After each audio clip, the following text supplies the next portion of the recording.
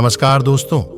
ये बात बहुत कम लोग जानते हैं कि अधिकांश अपने परिवार में अशांति का कारण हम स्वयं ही होते हैं।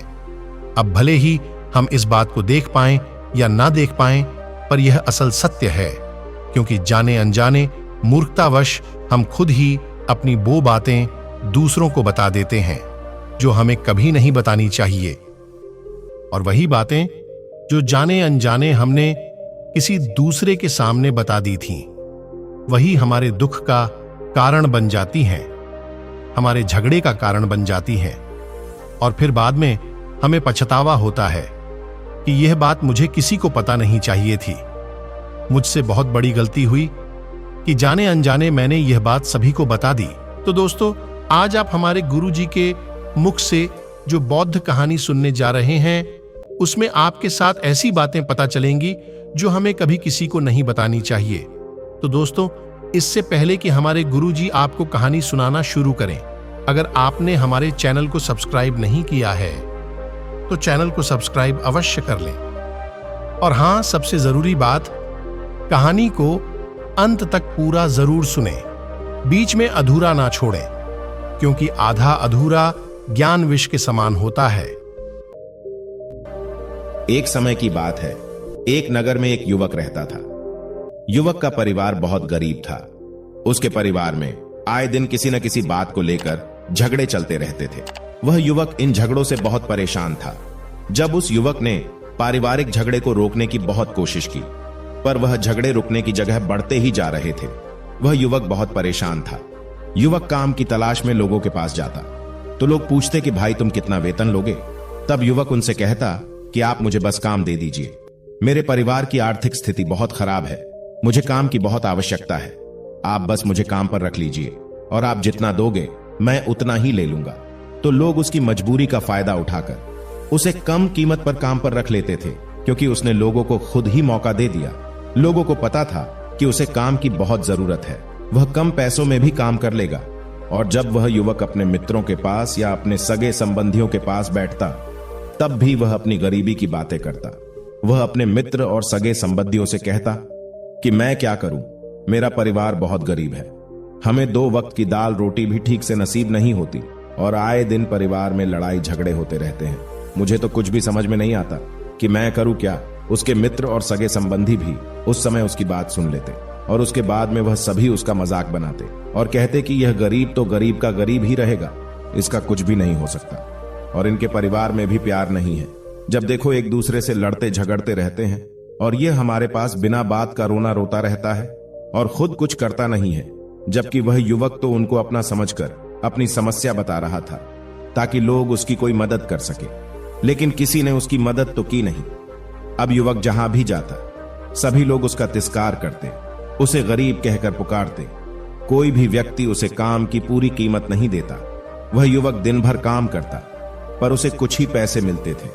कोई भी उसकी मेहनत का पूरी कमाई नहीं देता था। अगर वह उनको कुछ कहता तो वो लोग उसे कह देते कि एक काम करना है, तो वह कर लेता। अब उस युवक को तो काम की जरूरत थी, इसलिए वो काम तो करता ही था। धीरे धीरे समय के साथ उस युवक की हालत बहुत खराब हो गई। सभी लोग उस युवक का इस्तेमाल करने लग गए, क्योंकि सबको पता चल चुका था कि वह युवक बहुत गरीब है, उनका कुछ नहीं बिगाड़ सकता और उसे पैसों की जरूरत है, काम तो करेगा। सभी नगरवासी उसका अपमान करते, उसे गरीब गरीब कहकर पुकारते। इन सब बातों से वह युवक बहुत परेशान हो गया। उसे समझ ही नहीं आ रहा था कि आखिर उसके साथ यह सब क्या हो रहा है। तभी उसने लोगों से बातें करते हुए सुना कि नगर में एक बौद्ध भिक्षु आए हैं। उन बौद्ध भिक्षु के पास सभी समस्याओं का हल है। वह बौद्ध भिक्षु बहुत ज्ञानी व्यक्ति है। यह सुनकर वह युवक भी उन बौद्ध भिक्षु के पास जा पहुंचा। वह युवक बौद्ध भिक्षु के पास जाकर उन्हें रोता हुआ बोला कि महाराज, सभी लोग मेरे साथ ऐसा क्यों करते हैं? तभी उस युवक की बात सुनकर बौद्ध भिक्षु ने पूछा कि क्या हुआ? बालक तभी वह युवक जोर जोर से रोने लगता है और रोते रोते अपनी सारी बात बौद्ध भिक्षु को बताता है और उनसे कहता है कि महाराज, सभी लोग मुझे गरीब गरीब कहकर पुकारते हैं, मेरा मजाक बनाते हैं और हर कोई व्यक्ति मुझे अपनी मेहनत की पूरी कमाई नहीं देता है। मैं उनके खेतों में पूरे दिन काम करता हूं और वह मुझे बहुत कम पैसे देते हैं। मेरे दोस्त और मेरे मित्र भी सारे मेरा मजाक बनाते हैं। वह बौद्ध भिक्षु उस युवक की सारी बातें बड़े ध्यान से सुनते हैं और उससे पूछते हैं कि सभी नगरवासियों को इस बात का कैसे पता चला कि तुम बहुत गरीब हो और लोग तुम्हें पूरे दिन काम करने के बाद भी इतना कम वेतन क्यों देते हैं। बौद्ध भिक्षु की बात सुनकर युवक बोला कि दरअसल महाराज, मैंने ही नगरवासियों से हमदर्दी पाने के लिए उनसे कहा था कि मैं बहुत गरीब हूं, मुझे आप काम पर रख लीजिए, जो आप दोगे मैं ले लूंगा। यह सुनकर वह बौद्ध भिक्षु बोले कि इसमें लोगों की क्या गलती है। अगर नगरवासी तुम्हारा मजाक बनाते हैं, तुम्हें कम वेतन देते हैं, तो इसमें तुम्हारी गलती है। तुम्ही ने उन लोगों को बढ़ावा दिया है।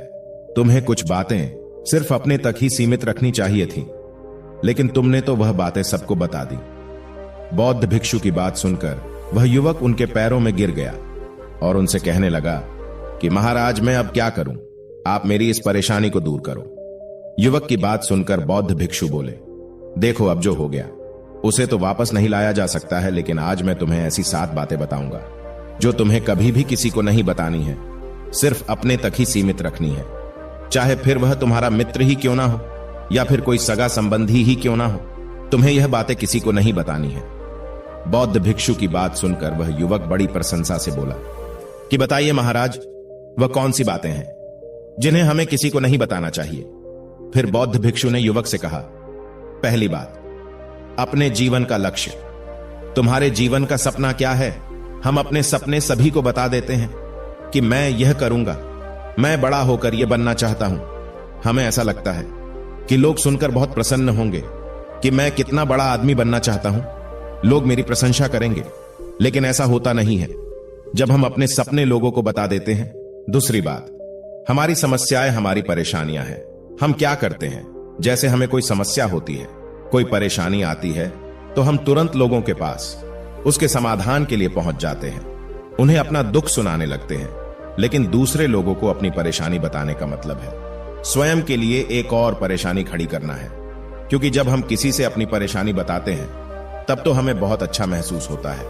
हमें ऐसे लगता है कि मानो हमारा थोड़ा सा दुख तो चला गया, लेकिन सभी लोग हमारी परेशानियां कम नहीं करते, बल्कि उन्हें और बढ़ा देते हैं और हमारे सामने कई नई परेशानियां खड़ी कर देते हैं। तीसरी बात, हमें कभी भी अपने परिवार की समस्याएं किसी को नहीं बतानी चाहिए। हम सभी के घर परिवार में कोई ना कोई समस्या जरूर होती है। जहां सब लोग एक साथ रहते हैं तो कहासुनी भी हो जाती है। हमारी परिवार के साथ हमारे संबंध अच्छे हो या बुरे हो, हमें किसी को भी नहीं बताना चाहिए। जब हम दूसरों को इसके बारे में बताते हैं तो लोग मजे लेकर तुम्हारी बातें सुनते हैं। उन्हें कोई फर्क नहीं पड़ता कि तुम किस परेशानी में हो, बल्कि वह लोग तो उन कमजोरियों का फायदा उठाने की कोशिश करेंगे। तुम्हें तुम्हारे परिवार की समस्याओं को आपस में ही अपने परिवार वालों से बात करके सुलझा लेनी चाहिए, फिर तुम्हें दूसरे लोगों को बताने की जरूरत ही नहीं पड़ेगी। और जब हम अपने और अपने परिवार के समस्याएं लोगों को बताते हैं तो लोग हमें कमजोर समझने लगते हैं। चौथी बात, अपनी संपत्ति किसी को मत बताना। फिर बौद्ध भिक्षु ने उस युवक को चौथी बात बताते हुए कहा कि तुम लोगों के सामने इस बात को कभी मत बताना कि तुम किन चीजों के मालिक हो या फिर तुम्हारे पास क्या क्या है। तुम तो लोगों को ऐसे ही अपने बारे में बताते हो कि तुम्हारे पास इतने बंगले हैं, इतनी गाड़ियां हैं, इतना धन है, ताकि लोगों को पता चल सके। लेकिन तुम यह सोचकर उन्हें नहीं बता रहे हो कि तुम उन्हें नीचे दिखाने की कोशिश कर रहे हो, लेकिन लोग तुम्हारी बातों का गलत मतलब निकाल सकते हैं। वह सोच सकते हैं कि तुम उन्हें नीचा दिखाने के लिए यह सब बातें कर रहे हो। पांचवी बात, कभी भी अपनी सफलता का रहस्य किसी को मत बताना।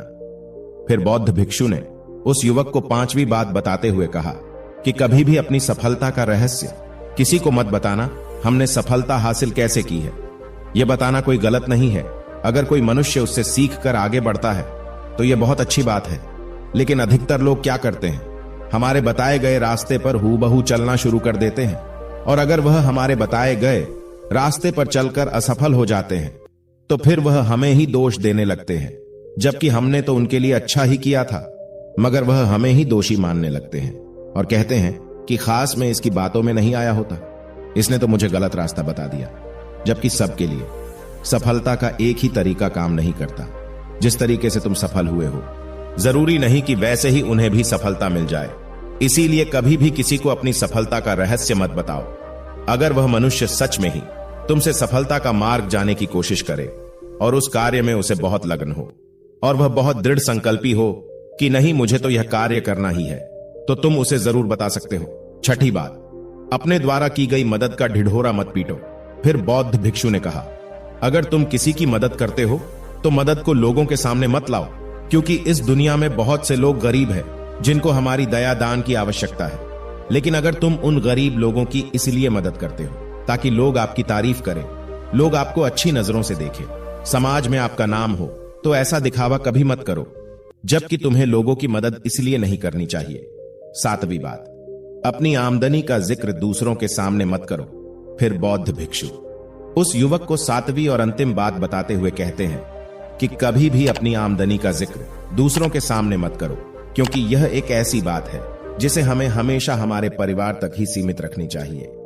अपने मित्रों या फिर अपने सगे संबंधियों को कभी अपनी आमदनी मत बताओ। हमें कभी भी किसी से भी ना तो उसकी आमदनी पूछनी चाहिए और ना ही अपनी आमदनी बतानी चाहिए, क्योंकि जब हम लोगों को अपनी आमदनी बताते हैं तो लोग हमारी स्थिति का आसानी से पता लगा लेते हैं, जो हमारे लिए बिल्कुल भी सही नहीं है।